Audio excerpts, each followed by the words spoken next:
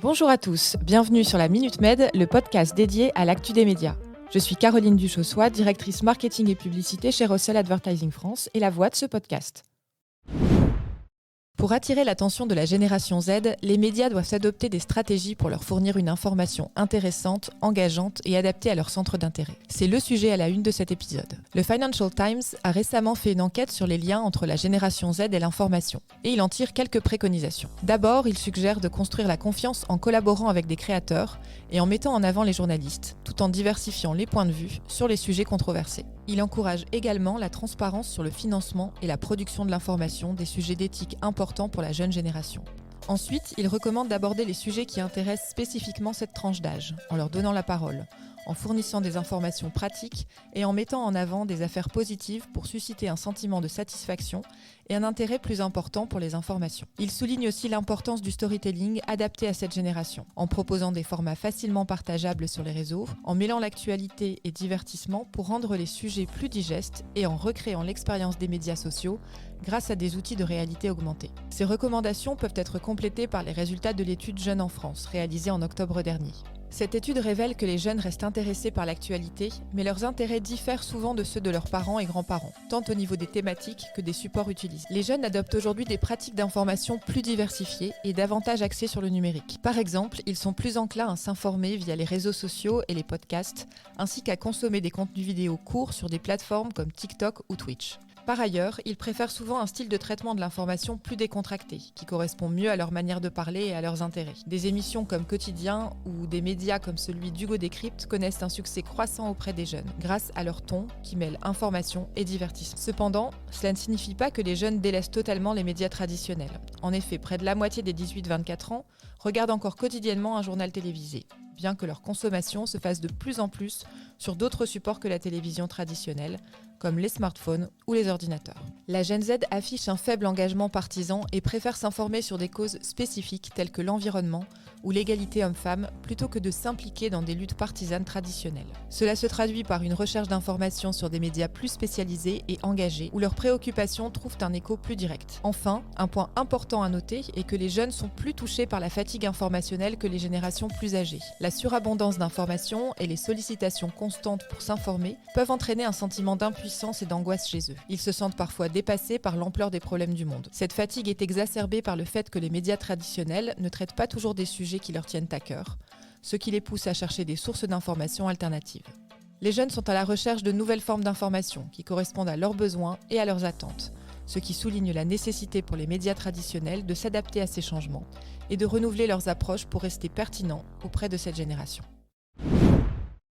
En écho à notre article à la une, Hugo Décrypte a annoncé ce week-end le lancement d'Élan, un média et une plateforme de recrutement visant à informer les jeunes sur l'entrée dans la vie active. Élan offre des contenus vidéo et textes sur différentes plateformes sociales, avec un focus sur les secteurs d'emploi, les métiers, les études et fournit des conseils pratiques sur le logement, les finances, la santé et l'équilibre travail-vie personnelle. Avec une large audience de plus de 14 millions d'abonnés, Hugo Décrypte s'est imposé comme un média incontournable pour les 15-34 ans. Parallèlement, le nouveau média Élan propose un job board avec des offres d'emploi de diverses entreprises telles que Veolia, Decathlon, L'Oréal, SNCF, Chanel, Doctolib, complétant ainsi son contenu d'actualité sur les réseaux sociaux.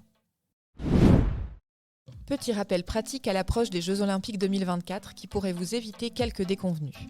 Le comité d'organisation augmente sa veille quant aux marques qui communiquent sur l'événement sans y avoir contribué financièrement. En effet, les propriétés olympiques, telles que les anneaux, la devise ou le drapeau, sont strictement protégées, surveillées par le comité d'organisation qui veille à leur utilisation exclusive par les partenaires officiels.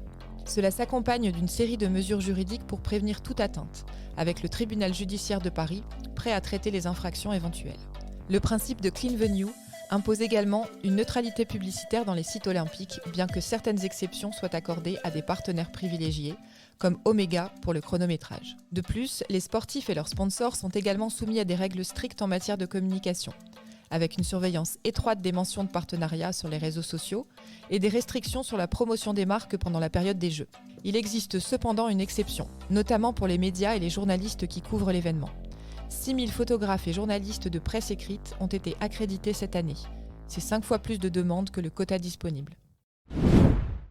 366 présente All-in, sa nouvelle offre combinant print et digital. Cette offre propose une puissance et une portée instantanée, combinant une pleine page dans tous les titres de la presse quotidienne régionale, PQR, avec un nouveau format digital interscroller, diffusé dans les fils d'actualité des sites de la PQR. Cette offre exclusive vise à toucher 15,4 millions de personnes en 24 heures, en unifiant les audiences print et digitales pour une émergence rapide. Cette initiative marque une évolution majeure dans la commercialisation des médias, cherchant à transcender les silos entre le print et le digital, anticipant ainsi une généralisation de la vente obligatoire print plus digital à partir de 2025. Cette transition est cruciale pour l'économie de la presse, étant donné que les rédactions travaillent pour les deux canaux.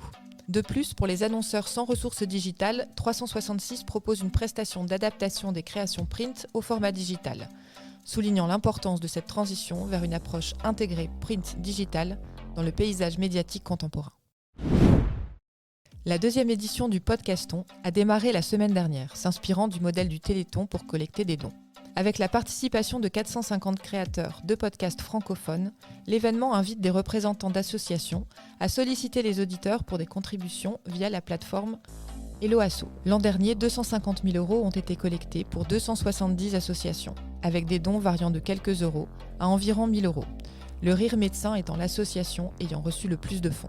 Initiée en 2023 par Jérémy Mani et Yves Delnat via l'association Altrui, cette initiative vise à promouvoir l'engagement associatif et est parrainée par la journaliste Laura Tenouji. En parallèle, une initiative similaire est menée sur LinkedIn, soulignant l'intérêt de ces événements pour la promotion des podcasts et la sensibilisation aux associations. Les organisateurs envisagent déjà une dimension internationale pour l'édition 2025, espérant rallier davantage de créateurs de podcasts à cette cause solidaire.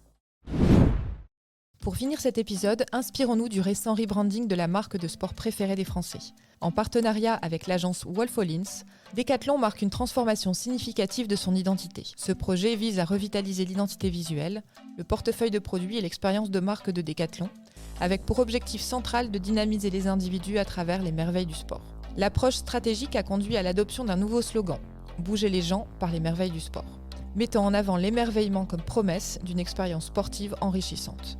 La refonte de l'identité visuelle, marquée par l'introduction de l'icône de marque l'Orbit, vise à positionner Decathlon comme un créateur plutôt qu'un simple détaillant, avec une campagne de lancement axée sur le concept de jeu, invitant chacun à redécouvrir les joies du sport. Ce rebranding reflète ainsi une vision ambitieuse de favoriser une connexion plus profonde entre les individus et le monde du sport, mettant l'accent sur le plaisir, la spontanéité et le mouvement. Merci d'avoir écouté cet épisode. On se retrouve le mois prochain pour un épisode un peu spécial. Je ne vous en dis pas plus. À bientôt!